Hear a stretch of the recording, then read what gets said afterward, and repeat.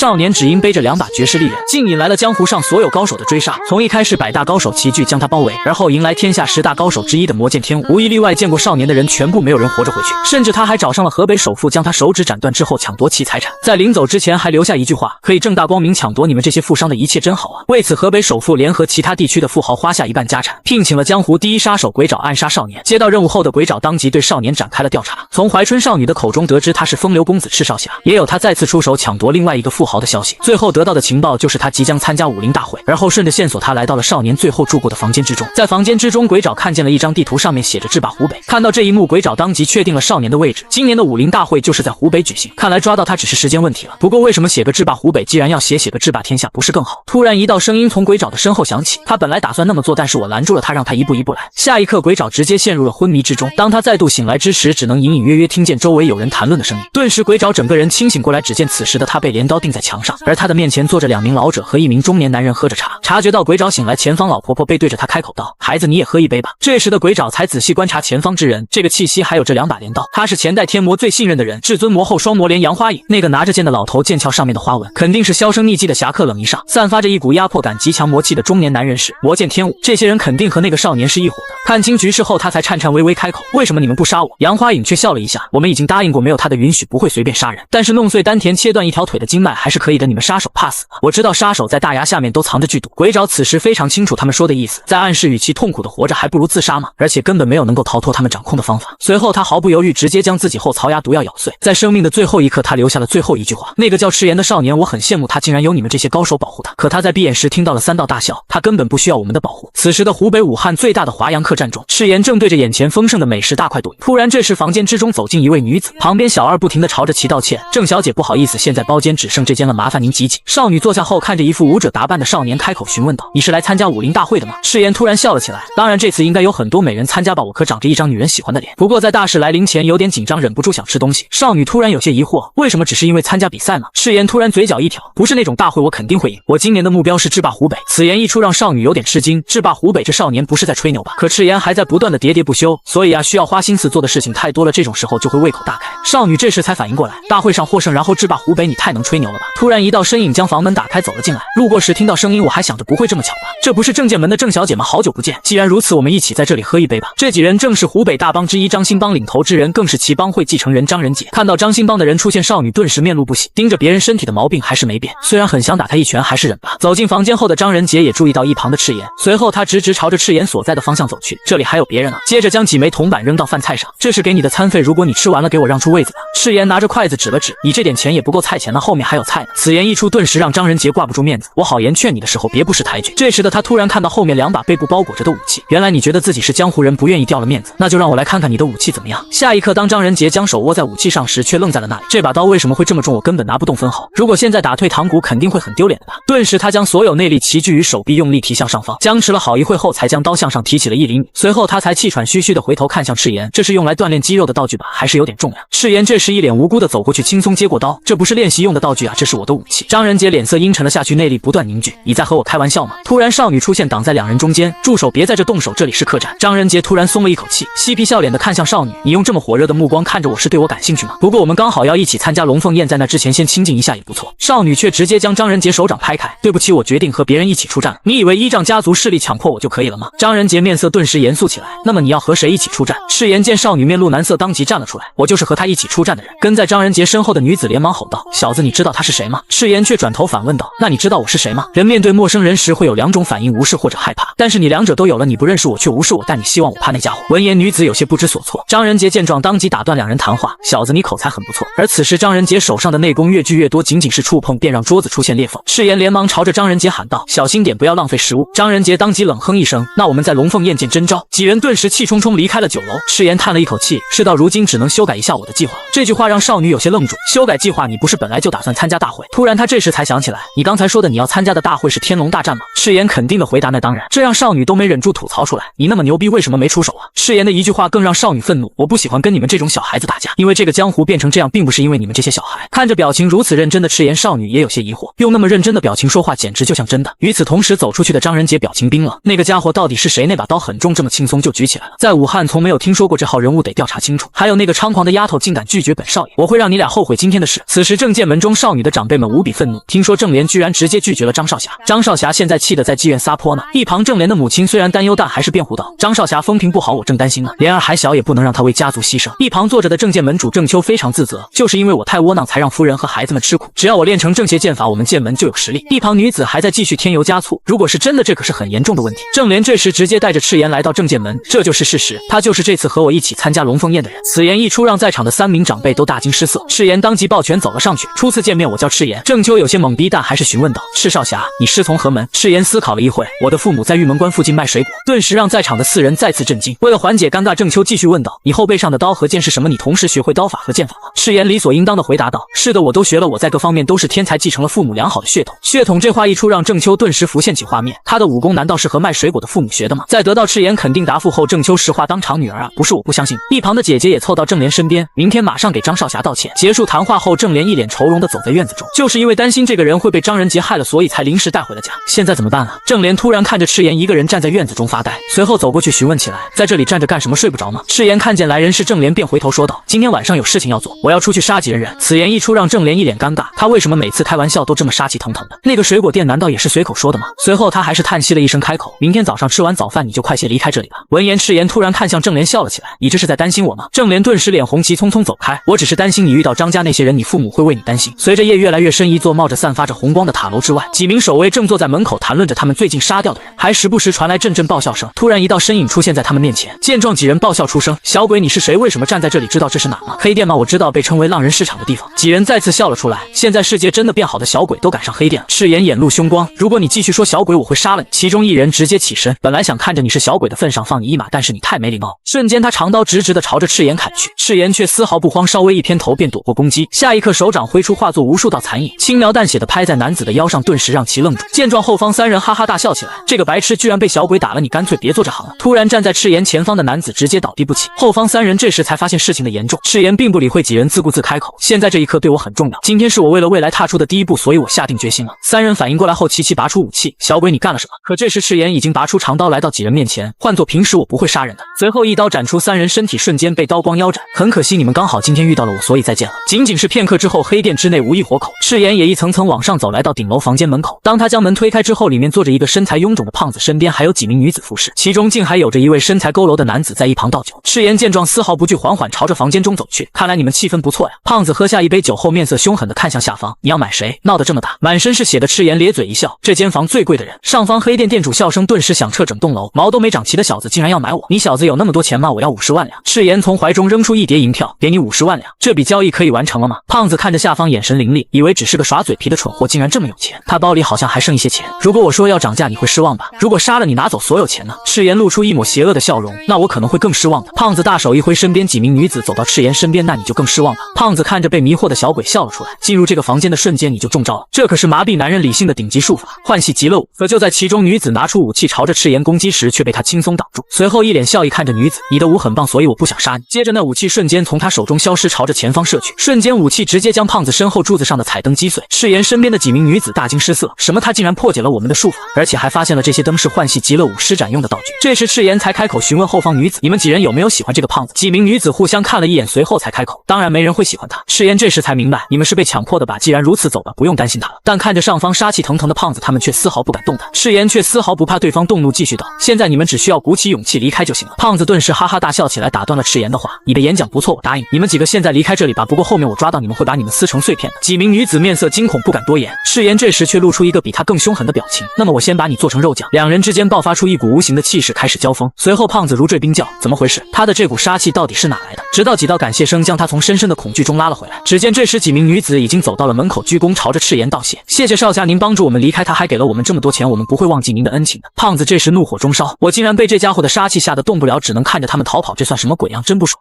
下一刻，他的手臂突然膨胀起来，将手上金镯子都给撑碎。随后，脚掌朝着前方轻轻一踏，将地板都踩出一个大坑。只见此刻的胖子身形直接膨胀数倍。今天我就让你见识见识我的独门武功！看到身形膨胀数倍，赤炎越加兴奋了起来。我如果狠狠揍你，你会不会变得更大？突然，胖子一拳狠狠地朝着赤炎所在的方向砸下。见赤炎躲过，胖子再次出拳朝着半空中的他袭去。赤炎却不慌不忙，轻松躲过攻击。胖子却越发愤怒：“你这个只知道躲的小老鼠，我迟早会把你捏成粉末！”赤炎这时已经来到了胖子的头顶：“我很讨厌你这种家伙！”随后一脚狠狠地朝着胖子的头颅踢去，他就如一颗炮弹似的直接被踢飞几米远后狠狠砸在墙上。感受身体受到的疼痛，他却爆发出更强的力量。但赤炎并没有打算停手，手中石子一弹，直接将胖子的手臂弹断。手臂断裂之后，胖子只能无力的倒在地上。这小子是我从未见过的高手。随后赤炎再次一拳狠狠地砸在胖子的腹部，受到如此严重的伤，胖子只能无力地瘫在地面。赤炎这时开口：“我已经买下了你的命，现在就把你带走。”胖子此刻只能有气无力地回道：“你想把我用在哪里？”赤炎却疑惑地看了他一眼：“我要买的不是你，是他。”他是一个身材佝偻、手无缚鸡之力的废材，但少年却为了他将江湖中最大的黑店屠杀殆尽，只为将他从黑店中赎走，这让奄奄一息的黑店店主十分不解。以你的实力，完全可以悄无声息地带走他，到底为什么要杀了我？而且他就是一个窝囊废。赤炎却并没理会即将死亡的店主，转头看了过去。终于见到你了，化妆主，或者我应该叫你化无铁。身材佝偻的男子面露苦涩，真是一个让人怀念的名字。赤炎继续朝着前方走去，没想到堂堂前鬼铁山庄庄主，被誉为江湖第一阵法和机关暗器的天才在这里。为了找你，我可是花了不少时间呢。你难道还是因为那件事无法克服吗？曾经鬼铁山庄是江湖中无人不晓以绝世机关术闻名的家族。华无铁是一个拥有出色才能和幸福家庭的男人，但这一切幸福都终止在他的女儿触碰了未完成的机关之前。因事故失去了家人的华无铁痛恨自己的愚蠢，变换了自己的模样后便失去了踪影。华无铁沉默良久后再次开口：“我怎么可能会忘记那件事？”赤炎看着眼前泪流满面的华无铁安慰道：“你是个好人，因为无法忘记失去家人痛苦一辈子的好人。”华无铁闻言愣在当场，真是个奇怪的家伙，他冒着生命危险救我这个陌生人，你把我买下后打算让我做什么？赤炎却只有简简单单4个字：征服江湖。顿时现场气氛一愣，随后华无铁突然笑了出来：“这难道就是我的新命运吗？”随后华无铁直接跪了下来：“华无铁参见君主，我会把剩下的人生完全献给主君。”赤炎突然双手凝聚火焰，那么试一下吧。随后整栋楼内发出一阵刺耳的惨叫声，而外面树梢上突然出现一道黑影：“少爷还在战斗吗？”楼内的华无铁经过赤炎的治疗，整个人已经能够直立站起来了。这到底是什么力量？既然能够让我恢复原样，真的谢谢少主。楼外的黑影这时也来到了房内：“您终于成功了，少爷。”此人正是赤炎的护卫武英。赤炎当即朝着华无铁介绍：“他是我的护卫武英，由他负责你以后要做的事。这次我们的计划有变，先收拾掌心帮。”武英有些疑惑：“少爷，你以前不是说掌心帮不值得我们出手吗？而且你还突然要参加龙凤宴了。”赤炎却无所谓：“人心嘛，随时随地都会改变的，不要想了。”武英淡淡的看了他一眼：“我只知道你是一个花心的男人。”赤炎却无所谓的笑了一下：“你的嫉妒真可怕。”第二天，掌心帮门口，郑秋和郑莲已经来到门口，必须要趁着事情还没闹大之前解决这件事才行。突然，掌心门大门打开，一名男子热情的朝着郑秋打招呼：“原来是郑大侠呀，我受到帮主的邀请来的，没想到会遇见你。”而这人竟是江湖中的高手巴飞手拳击。郑秋连忙拱手回应，心里却暗道：看来这次见不到掌心帮帮主了。拳击突然热情上前：“正好遇见，我们一起喝一杯吧。”无法拒绝的郑秋只能勉强答应下来。这一切都被在掌心帮高楼上的张仁杰看在眼里。随后，拳击直接将郑秋和郑莲带入春风客栈，喝起了其中最贵的熊胆酒。酒桌上，拳击和郑秋谈笑风生。适合时，郑秋也提出了这次来的意图，拳击也是爽快答应帮忙说情。酒足饭饱后，拳击却突然跑了出去，大喊道：“我刚好有件急事忘了先走了。”无奈之下，郑秋也只能自己前去结账。可当他拿到账单之时，才震惊的发现他们刚才喝的那一瓶酒竟要120两，而且这些酒菜的价格也异常的贵。虽然知道自己可能是被坑了，但郑秋只能叹了一口气：“我今天带的钱不够，明天可以吗？”老板这时才露出自己的意图：“我们家不接受赊账，不过我乔门主这么可怜，可以帮帮你，你去拿钱把你女儿留在这里。”郑秋当即挡在几人面前：“难道你们想拿我女儿当人质吗？当然了，你没钱只能让她担保了，如果实在没钱，还能让你女儿接客。”闻言，郑秋异常愤怒，但并不敢随意动手，这里不是普通的酒馆，而且眼前这几个人身手不凡，和我的武功都差不多。突然，一道声音从众人身后传了过来：“门主，我们又见面了。”只见赤炎这时身穿一袭红衣，朝着柜台走来，接着将手中的酒壶直接拍在柜台上：“老板，酒味有点怪呀，里面是不是放了什么东西？而且我刚才在房间里听到这里会有大人物来，你们竟然给大人物卖假酒！”老板眼神冰冷警告的看了一眼此言：“我觉得你喝醉了，最好小声点。”赤炎却直接大声喊了出来：“这里卖的熊胆酒是假的！”霎时间，柜台周围聚集起了一众食客。老板见人越聚越多，只能连忙道歉：“他只是在耍酒疯，大家别在意。”赤炎却无所畏惧：“耍酒疯，我给各位看看那个证据。如果我能证明这个酒是假的，今天这家店的收入归我了。”老板阴冷的看着眼前少年：“如果你证明不了呢？”赤炎轻蔑一笑：“那就让你拿我的胆泡酒。”随后，赤炎直接将一众食客带向酒馆后院中。每次仆人从这里拿酒，你们不觉得奇怪吗？为什么把酒藏在这么远的地方，而且还在铁门上上锁？见状，老板还想解释几句，赤炎却直接将库房破坏，将酒缸拿了出来。老板顿时着急忙慌，想上去阻拦，必须阻止他。如果客人看到了那个后果，无法想象。既然如此，只能先把这个少年杀了，然后趁乱把酒拿走。赤炎却并不打算给他们反应的机会，直接将整个酒缸摔碎。瞬间，漫天的酒混合着不明的虫子漫天飞舞起来，这让看到这一幕的食客们面色惊恐。这酒里面怎么会有虫子？赤炎却笑嘻嘻的拿起一碗酒：“有谁敢喝？”少年只是轻轻一跃，竟使出了传说中的虚空踏步，并且在不断向上攀登途中还抱着一个人。这一幕让江湖闻名许久的巴飞手也无比惊讶：“你难道是返老还童的怪物吗？这么年轻竟会使用这种武功？”可迎接他的却是少年拔出背后的地狱刀。此刻酒馆之中，少年将手中酒碗递出，众人纷纷后退。少年直接将酒碗之中的虫子拿了出来，这个虫子叫被化虫，它的气味非常像熊胆，特别是排泄物，味道很像普通的味觉，分辨不出两者的差距。闻言，周围食客纷纷大惊失色：难道我们这么久喝下的都是排泄物？突然一道苍老的声音从后方传来：“你怎么知道的？”一旁的酒馆老板顿时大惊失色：“杨明大人，这老头正是今天酒馆会来的贵客，南域连主杨明。自从13年前正魔大战结束之后，损失惨重的九帮一派和4大世家封锁门户，而魔教重新隐居起来。趁着这个机会，江湖上出现了4大势力：风云城、北川霸家、黑道帮、南域连。其中势力最大的是北川霸家和南域连。这个看上去普通的老人是江湖最大权力者之一。听说被化虫只生活在南蛮，你怎么知道的？”周围人看见老人纷纷低头不敢直视，赤炎却无所畏惧地看着老人回道：“我从小到处漂泊，自然听说过。”杨明看着如此少年，也不禁欣赏起来：“你的见识不俗啊，来自哪里？”赤炎还是以前那一套说法：“我父母是玉阳关第一水果商。”闻言，杨明突然大笑出声：“真是一个有趣的小子，故意在隐瞒身份吗？”一旁手下这时当即走了出来：“我来尝一下真假吧。”随着他一口喝下，顿时面露凶光。这个该死的臭娘们和刚才喝的味道一模一样。周围食客顿时大惊：“那我们这么久喝下的都是虫子的粪便？”食客们此时也是怒不可遏，齐齐朝着老板围了过去。与此同时，城外树林之中，一名男子正在快速奔袭。这件事一定要传递出去，他可关系着江湖的命运。突然，一道身影追了上来，男子连忙就要拔出长剑。该死，这么快被追上了吗？却见这道身影拿出令牌：“我是正道盟的人。”男子连忙将消息传递出去：“我是北川霸家的人，没时间了，我就说重点，取消这次的龙凤宴和天龙大战。有个飞贤会想在这次大会上搞阴谋。”忽然后方再次传来2道黑影，男子连忙开口：“该死的，被追上了，我去做诱饵，你快逃出去，把这件事告诉正道盟。”男子身边那人却突然问了一句：“除了你外，没人知道这个情报吧？”情急之下，男人立刻回了一句：“你是第一个知道的人。”那人却露出一个阴狠的笑容：“那可真是太好了。”下一刻，一剑直接将男人的头颅砍下。“你听错了，我们不是飞贤会，而是飞燕会。”只见上方树枝上突然出现一道女子身影，“我就知道你们会做得很好，这次的龙凤宴将会是场噩梦。”此时酒馆事了的赤炎和正莲正走在回去的路上，因为最近苦恼增加了，所以感觉到好饿呀。正莲有些尴尬的搭话：“难道是因为制霸湖北的事吗？不过今天还是要谢谢你，这件事肯定是张仁杰和拳击指使老板娘做的。一开始我竟然还想着和这种人渣参加龙凤宴。”赤炎微微一笑：“所以和我一起参加吧，我会让你获胜的。”正莲眼神凌厉的转头看去，好，就算拿不到第一，也要踩灭张仁杰的气焰。赤炎看着信心满满的正莲，露出了笑容：“既然你有这个打算就好，不过在那之前，我们要先解决那个家伙。”只见刚才跑掉的拳击出现在他们身后：“是你惹张仁杰生气的吗？”安插在客栈里的探子告诉我，有个奇怪的家伙闹事，张仁杰让我过来杀了你，但是你旁边这个丫头的嘴巴也是个问题啊。正莲顿时大吃一惊，杀人难道就为了这点事吗？不过此次他也知道对方说的肯定是真话，我已经感觉到杀气了。他真的想杀我们，我们俩联手能赢吗？拳击可是闻名许久的高手，他出手时手速快到看上去有8双手，所以江湖上的人给他取了绰号，就叫8飞手。赤炎这时却突然后退一步，来到正莲身后：“救命啊！”看到这一幕，正莲更是颤抖：“我一个人要面对这种高手吗？”见到正莲紧张的模样，赤炎小声提醒道：“首先你要拔剑。”正莲当即反应过来：“没错，我不能坐以待毙。”拳击却突然笑了出来：“既然你想先死，那我就成全你。”随后整个人就如炮弹似的直直朝着正莲扑去。正莲直接被拳击的实力所震撼，直接让他躲避的步伐失误，一不留神摔倒在树干上，而迎接他的却是拳击连续几掌拍下。因为摔倒而勉强躲过这一次攻击的正莲一脸绝望：“这和我练习时完全不一样，如果打不过他，我真的会死。”赤炎的声音突然从一旁传了过来：“不要跟着步伐走，你要跟着手中的剑，剑先动，然后才是脚步。”这时的正莲也明白了过来，没错，把注意力放在剑上。随后一剑挥出，步伐跟上，将拳击逼退。他明白我必须拼尽全力，如果我输了，我们俩都会死。接着连续几剑将拳击打得节节败退，但仔细看去才发现拳击还是游刃有余。你不会以为这点雕虫小技对我有用吧？接着找准机会一掌拍出，直接将正莲击飞出去。该死，我果然不是对手，该怎么办？赤炎却还在喋喋不休：“你的剑法是重剑，为什么每次挥剑都跳来跳去？”正莲回忆起父亲教他辟邪剑法时说的话：“辟邪剑法招式变化无穷，用轻快的步伐为基础。我练了10年，难道方法错了吗？”声音还在不断传入正莲的耳中：“你应该像乌龟一样缓慢，像水一样柔软，在适当时发出致命一击。”闻言，正莲咬牙：“反正继续下去都是死，试一次吧。”随后按照赤炎所说的挥舞着手中长剑，几招下去之后，竟将拳击额头的头发斩断。但这一幕却让拳击无比愤怒，当即使用全力：“你这个狂妄的丫头！”一掌下去，直接将正莲整个人击飞到天空之上，口吐鲜血，直接昏迷不醒。可下一秒，天空上的正莲却突然消失不见，拳击顿时愣在原地。这个丫头去哪了？他的后方突然传来一道声音：“我在这呢。”只见此刻后方天空之上，赤炎脚踏虚空站在天上，拳击直接被这一幕吓得愣在原地。这是虚空踏步，赤炎缓缓从天空中一步一步走下，这是天雷步中的落花步。江湖人很少知道这是我父亲那边的武功。拳击顿时浑身颤抖：“你是返老还童吗？怎么会这种武功？”但下一刻迎接他的却是赤炎重重的一拳，这一拳下去，直接将拳击打得口吐鲜血，重重倒在地上。他和我的实力就像天地之差，我根本无法战胜。现在唯一的办法只能是逃跑了。赤炎却并没打算放过他，手缓缓伸向背后，这也是赤炎第一次拿出背后的武器。只见他的四周魔气肆意不断，发出鬼哭狼嚎的惨叫，而这把武器就是被称之为最强魔刀的地狱刀。随后他一刀斩出，周围出现无数道暗黑色影子，朝着前方袭去。